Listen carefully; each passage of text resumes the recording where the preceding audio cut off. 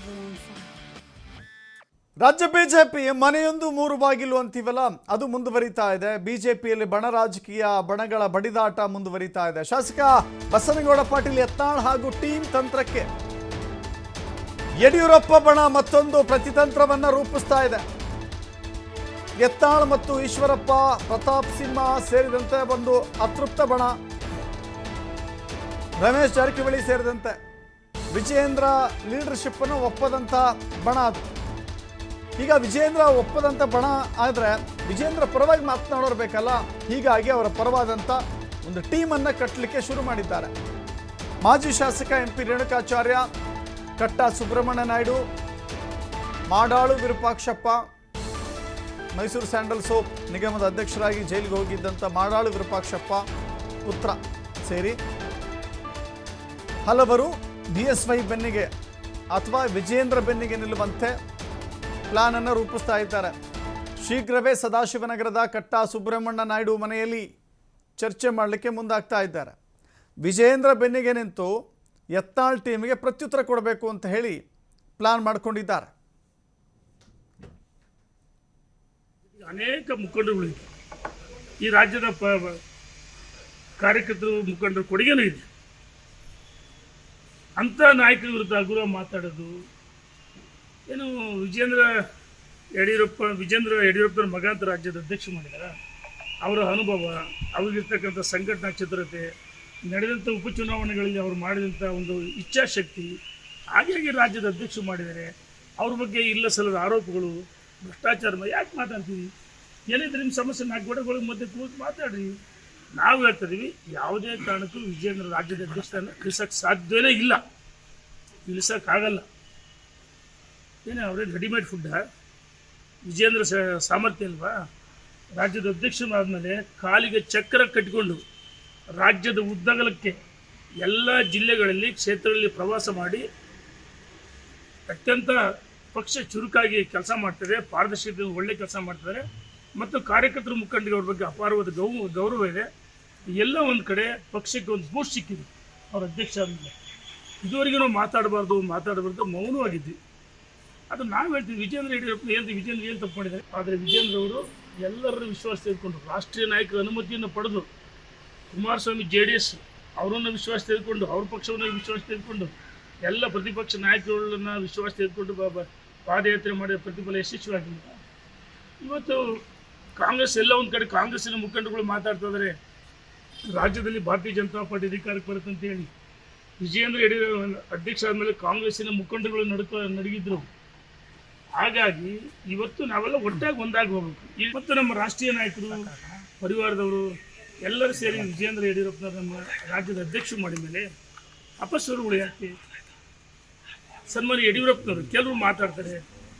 ಸನ್ಮಾನ್ಯ ಯಡಿಯೂರಪ್ಪನವರು ಕರ್ನಾಟಕದಲ್ಲಿ ಭಾರತೀಯ ಜನತಾ ಪಾರ್ಟಿಯನ್ನು ಕಟ್ಟಿ ಬೆಳೆಸಿದ್ದು ಸನ್ಮಾನ್ಯ ಯಡಿಯೂರಪ್ಪನವರು. ಅವ್ರ ಜೊತೆಗೆ ಅನೇಕ ಮುಖಂಡರುಗಳು ಇದೆ, ಈ ರಾಜ್ಯದ ಕಾರ್ಯಕರ್ತರು ಮುಖಂಡರು ಕೊಡುಗೆನೂ ಇದೆ. ಅಂಥ ನಾಯಕರ ವಿರುದ್ಧ ಹಗುರ ಮಾತಾಡೋದು ಏನು? ವಿಜೇಂದ್ರ ಯಡಿಯೂರಪ್ಪನ ಮಗ ಅಂತ ರಾಜ್ಯದ ಅಧ್ಯಕ್ಷ ಮಾಡಿದಾರ. ಅವರ ಮತ್ತಷ್ಟು ಮಾಹಿತಿ ನಮ್ಮ ಪ್ರತಿನಿಧಿ ಸ್ವಾಮಿ ನೀಡ್ತಾರೆ. ಸ್ವಾಮಿ, BJPಯ ಬಿರುಗಾಳಿಗೆ ಯಡಿಯೂರಪ್ಪ ಮದ್ದರಿತಾರ? ಈ ಈಶ್ವರಪ್ಪ, ಬಸನಗೌಡ ಪಾಟೀಲ್ ಯತ್ನಾಳ್, ರಮೇಶ್ ಜಾರಕಿಹೊಳಿ ಒಂದು ದೊಡ್ಡ ಬಳಗ ಇದೆ, ಅಲ್ಲಿ ದೊಡ್ಡ ಹಿರಿಯರ ಗುಂಪಿದೆ, ಕಿರಿಯರ ಗುಂಪಿದೆ, ಜೊತೆಗೆ ಜಾತ್ಯತೀತವಾದಂಥ ಒಂದು ಬಳಗ ಕಾಣಿಸ್ತಾ ಇದೆ, ಒಂದು ಟೀಮ್ ಕಾಣಿಸ್ತಾ ಇದೆ. ಅದರ ವಿರುದ್ಧದ ಹೋರಾಟದಲ್ಲಿ ವಿಜೇಂದ್ರ ಹೇಗೆ ಸಕ್ಸೀಡ್ ಆಗ್ತಾರೆ ಅಂತ?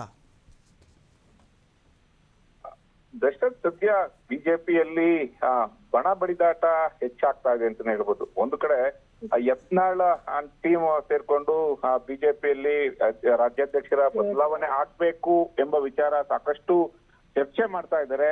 ಇದೇ ಬೆನ್ನಲ್ಲೇ ರಾಜ್ಯಾಧ್ಯಕ್ಷರಾದಂತ ವಿಜೇಂದ್ರ ಪರ ಕೂಡ ಬ್ಯಾಟಿಂಗ್ ಶುರುವಾಗಿರುವಂತದ್ದು. ನಿನ್ನೆ ಯತ್ನಾಳ್ ಟೀಮ್ ಕುಮಾರ್ ಬಂಗಾರಪ್ಪ, ಮಾಜಿ ಶಾಸಕರಾದಂತಹ ಕುಮಾರ್ ಬಂಗಾರಪ್ಪ ಅವರ ನಿವಾಸದಲ್ಲಿ ಸಭೆ ಸೇರಿದ್ರು. ಅದಕ್ಕೂ ಮೊದಲು ಮಾಜಿ ಸಚಿವರಾದಂತ ಈಶ್ವರಪ್ಪ ಜೊತೆ ಒಂದಿಷ್ಟು ಮೀಟಿಂಗ್ ಅನ್ನ ಮಾಡಿ ಮುಂದೆ ಯಾವ ರೀತಿ ಒಂದು ಟೀಮ್ ನ ರೆಡಿ ಮಾಡಬೇಕು ಹಾಗೂ ಪಕ್ಷದಲ್ಲಿ ಇನ್ನಷ್ಟು ನಾವು ಏನು ಗಟ್ಟಿ ಆಗ್ಬೇಕು ಅನ್ನೋ ವಿಚಾರಕ್ಕೆ ಸಂಬಂಧಪಟ್ಟಂತೆ ಸಾಕಷ್ಟು ಒಂದು ಚರ್ಚೆಯನ್ನ ನಡೆದಿದ್ರು. ಆದ್ರೆ ಇದಕ್ಕೆ ಸ್ಪಷ್ಟ ನಿಲುವನ್ನ ಮಾತ್ರ ಯತ್ನಾಳ್ ಟೀಮ್ ಕೊಟ್ಟಿರ್ಲಿಲ್ಲ. ಅಂದ್ರೆ ಯಾವ್ದಕ್ಕೆ ಒಂದು ನಾವು ಸಭೆ ಮಾಡ್ತಾ ಇದೀವಿ, ಯಾವ ವಿಚಾರಕ್ಕೆ ಮಾಡ್ತಾ ಇದೀವಿ ಅನ್ನೋ ಒಂದು ಸ್ಪಷ್ಟನೆ ಕೊಟ್ಟಿರ್ಲಿಲ್ಲ. ಆದ್ರೆ ಸ್ಪಷ್ಟ ಸಂದೇಶ ಅಂತೂ ಕೊಟ್ಟಿರುವಂತದ್ದು, ನಾವು ಪಕ್ಷದಲ್ಲಿ ಎಲ್ಲವೂ ಸರಿ ಇಲ್ಲ ಅನ್ನೋದು ಮೇಲ್ನೋಟಕ್ಕೆ ಸ್ಪಷ್ಟವಾಗಿದೆ. ಹಾಗಾಗಿ ಸ್ಪಷ್ಟ ಸಂದೇಶವಂತೂ ಕೊಟ್ಟಿರೋದು. ಅದೇ ರೀತಿಯಾಗಿ ಇವತ್ತು ಯತ್ನಾಳ್ ಏನು ಸಭೆಯನ್ನ ಮಾಡಿದ್ರು, ಆ ಸಭೆಗೆ ಟಕ್ಕರ್ ಕೊಡೋದಕ್ಕೆ ನಾವು ಕೂಡ ವಿಜೇಂದ್ರ ಪರ ಇದ್ದೀವಿ. ಹೈಕಮಾಂಡ್ ನಾಯಕರು ಹೇಳಿದಂತೆ ನಾವು ಕೇಳಬೇಕಾಗಿದೆ ಎಂಬ ನಿದರ್ಶನ ಕೊಡೋದಕ್ಕೆ, ಸಂದೇಶ ಕೊಡೋದಕ್ಕೆ ಇವತ್ತು ಮಾಜಿ ಸಚಿವರಾದಂತಹ ರೇಣುಕಾಚಾರ್ಯ ಕೂಡ ಇವತ್ತು ಕಟ್ಟ ಸುಬ್ರಹ್ಮಣ್ಯ ನಾಡು ನಿವಾಸದಲ್ಲಿ ಸಭೆಯನ್ನ ಮಾಡಿದ್ರು. ಅಲ್ಲಿ ಒಂದಿಷ್ಟು ಅಂದ್ರೆ ಈಗಾಗ್ಲೇ ಹೈಕಮಾಂಡ್ ನಾಯಕರು ಹೇಳಿದ್ದಾರೆ. ಹಾಗಾಗಿ ನಾವು ಅವರ ಪರ ನಿಲ್ತೇವೆ. ಯಾರೇ ರಾಜ್ಯಾಧ್ಯಕ್ಷರಾಗಿದ್ರು ನಾವು ಅವ್ರ ಪರ ನಿಲ್ಬೇಕಾಗಿತ್ತು. ಹಾಗಾಗಿ ಈ ಪಕ್ಷ ಒಡೆಯುವಂತಹ ಕೆಲಸ, ಅಧ್ಯಕ್ಷರನ್ನ ಬದಲಾವಣೆ ಮಾಡುವಂತಹ ಹೇಳಿಕೆಗಳನ್ನ ಕೊಡಬಾರ್ದು ಎಂಬ ನಿಲುವಿನಲ್ಲಿ, ಜೊತೆಗೆ ಇದನ್ನೇ ಇಟ್ಟುಕೊಂಡು ಹೈಕಮಾಂಡ್ ನಾಯಕರಿಗೂ ನಾವು ಏನು ವರದಿ ಸಲ್ಲಿಸ್ತೀವಿ. ಅಂದ್ರೆ ಈಗ ಪಕ್ಷದಲ್ಲಿ ಆಗುತ್ತಿರುವಂತಹ ಒಂದು ಭಿನ್ನಾಭಿಪ್ರಾಯಗಳು, ಜೊತೆಗೆ ಪಕ್ಷ ರಾಜ್ಯಾಧ್ಯಕ್ಷರ ಬದಲಾವಣೆಗೆ ಸಾಕಷ್ಟು ಕೂಗು ಕೇಳ್ಬರ್ತಾ ಇದೆ ಎಂಬ ವಿಚಾರಗಳಿಗೆ ಸಂಬಂಧಪಟ್ಟಂತೆ ನಾವು ಕೂಡ ಹೈಕಮಾಂಡ್ ನಾಯಕರನ್ನ ಭೇಟಿ ಮಾಡ್ತೀವಿ. ಇಲ್ಲಿ ಈ ನಾಯಕರು ಏನೆಲ್ಲ ಒಂದು ತಂತ್ರಗಳನ್ನ ಮಾಡ್ತಾ ಇದ್ದಾರೆ ಪಕ್ಷದ ಒಳಗಿಟ್ಕೊಂಡೆ, ಅವರ ಬಗ್ಗೆ ಸಂಪೂರ್ಣವಾದಂತ ಒಂದು ವರದಿಯನ್ನ ಕೊಡ್ತೀವಿ ಅನ್ನೋದು ಕೂಡ ಮಾಜಿ ಸಚಿವರಾದಂತ ರೇಣುಕಾಚಾರ್ಯ ಹೇಳಿರುವಂತದ್ದು. ಒಟ್ಟಾಗಿ ಇವತ್ತು ಅಂದ್ರೆ ಏನು ಒಂದು ಕಡೆ ಯತ್ನಾಳ್ ಟೀಮ್, ಯತ್ನಾಳ್ ಆಗ್ಬೋದು ಅಥವಾ ರಮೇಶ್ ಜಾರಕಿಹೊಳಿ ಆಗ್ಬೋದು, ಈಶ್ವರಪ್ಪ ಆಗ್ಬೋದು, ಇವರ ಟೀಮ್ ಒಂದು ಕಡೆ ಸಾಕಷ್ಟು ಸಕ್ರಿಯ ಆಗ್ತಾ ಇದ್ರೆ, ಮತ್ತೊಂದು ಕಡೆ ವಿಜೇಂದ್ರ ಅವರ ಪರ ಗುರುತಿಸಿಕೊಂಡಿರುವಂತಹ ರೇಣುಕಾಚಾರ್ಯ, ಕಟ್ಟ ಸುಬ್ರಹ್ಮಣ್ಯ ನಾಯ್ಡು ಕೂಡ ಸಾಕಷ್ಟು ಸಿದ್ಧತೆಗಳನ್ನ, ಅಂದ್ರೆ ಪಕ್ಷದಲ್ಲಿ ಯಾವುದೇ ಪರ ಮತ್ತು ವಿರೋಧ ಚಟುವಟಿಕೆಗಳನ್ನ ಮಾಡದಂತೆ ಎಚ್ಚರಿಕೆ ಕೊಡಬೇಕು ಹೈಕಮಾಂಡ್ ನಾಯಕರು. ಹಾಗಾಗಿ ನಾವು ಅವ್ರಿಗೆ ವರದಿ ತಲುಪಿಸ್ತೀವಿ ಅನ್ನೋ ನಿಟ್ಟಿನಲ್ಲಿ ಇವರು ಕೂಡ ಸಭೆ ಮಾಡ್ತಾ ಇರುವಂತದ್ದು. ಒಟ್ಟಾರೆಯಾಗಿ ಒಂದು ಕಡೆ ಯತ್ನಾಳ್ ಟೀಮ್, ಮತ್ತೊಂದು ಕಡೆ BY ವಿಜೇಂದ್ರ ಅವರ ಟೀಮ್ ಕೂಡ ಸಾಕಷ್ಟು ಸಕ್ರಿಯವಾಗ್ತಾ ಇರುವಂತದ್ದು. ದರ್ಶನ್, ಎಸ್, ಥ್ಯಾಂಕ್ ಯು ಸ್ವಾಮಿ ನಿಮ್ಮರ ಮಾಹಿತಿಗೆ.